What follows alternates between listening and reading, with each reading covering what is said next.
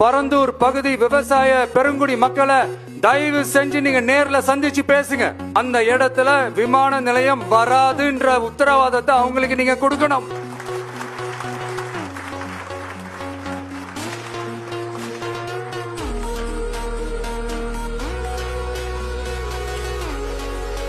இதையெல்லாம் நீங்க செய்யாம எல்லாத்தையும் கடந்து போகணும்னு நீங்க நினைச்சீங்கன்னா பரந்தூர் பகுதி விவசாய மக்களையும் பொதுமக்களையும் நானே அழைச்சிக்கிட்டு வந்து தலைமை செயலகத்துல உங்களை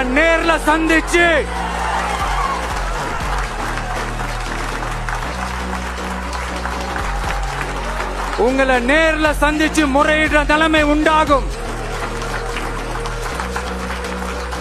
அப்படி ஒரு சூழலை நீங்க உருவாக்க மாட்டீங்கன்னு நான் நம்புறேன்.